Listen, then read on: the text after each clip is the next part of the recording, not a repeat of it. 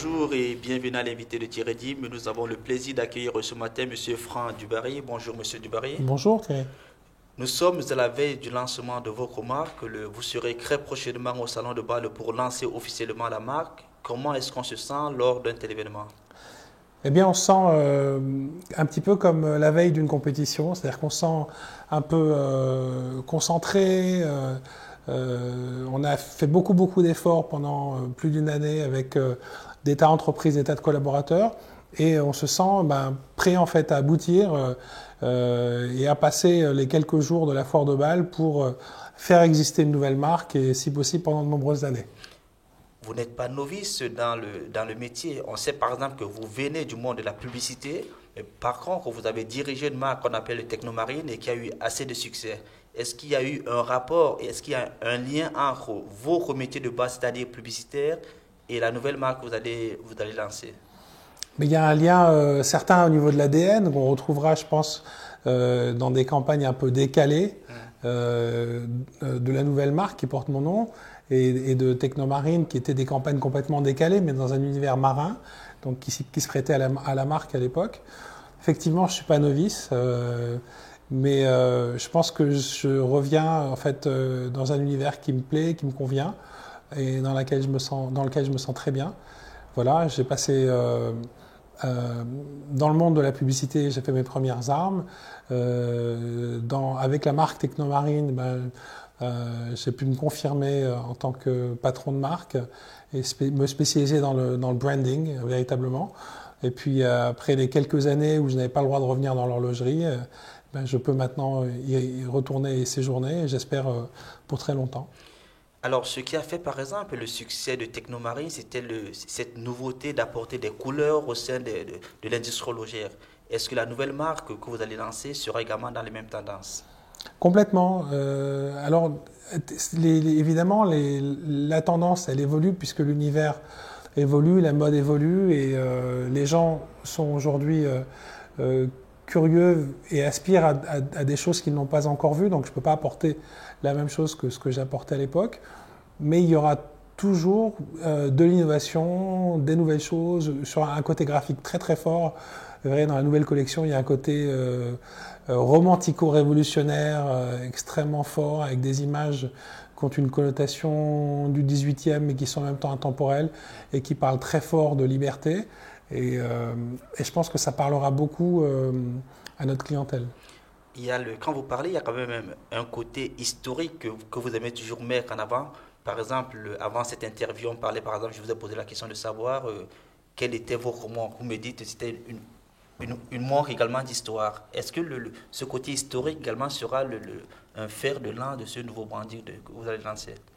Je pense que l'industrie horlogère, elle est empreinte d'histoire. Et que toutes les marques qui sont dans le luxe, qui s'installent dans une stratégie de luxe, ont intérêt à travailler sur un segment historique. Ça veut dire que ils existent depuis longtemps, ils ont une légitimité à exister pendant longtemps. Et comme un de mes concurrents vénérés, Patek Philippe, en fait, on ne fait que transmettre à la prochaine génération les garde-temps que l'on a aujourd'hui.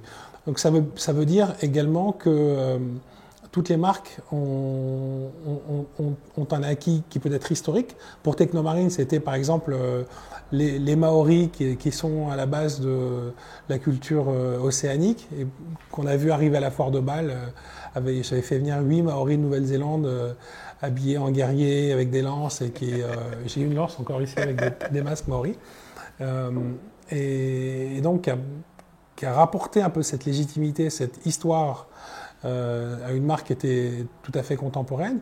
Et pour ce qui est de mon nom, il y a une histoire qui est celle de la comtesse du Barry, celle où le roi Louis XV a épousé une roturière qui s'est mariée la veille avec le comte Guillaume du Barry et qui ensuite est parti en carrosse à Versailles pour être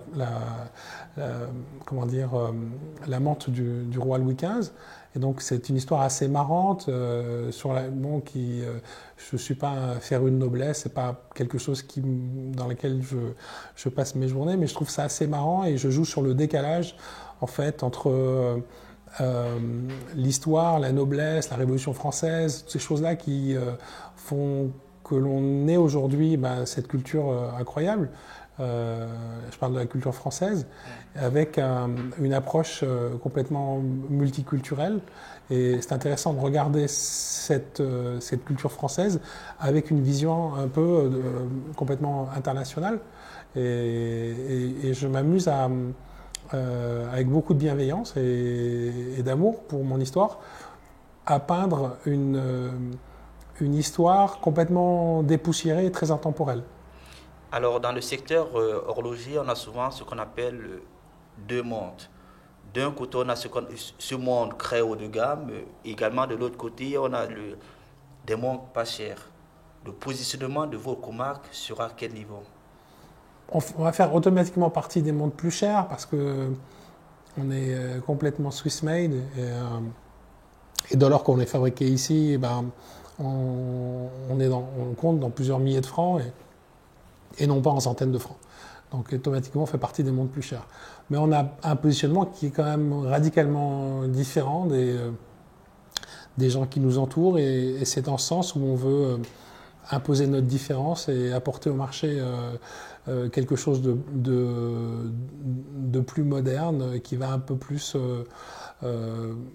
comment dire, nous différencier et être un avantage compétitif avec les autres marques, parce qu'on va apporter un côté un peu plus branché, plus, moi je dis rock'n'roll, mais vous verrez vous-même sur la partie graphique comment vous l'interpréterez. Alors, nous vous souhaitons bonne chance pour le lancement de la marque. Merci. Et nous espérons pour vous que ces explications vous donneront assez d'éléments pour aller voir, déjà visiter M. Franck Dubarry à la foire de Bâle et bien entendu acheter l'une de ses montres. Au revoir. Merci.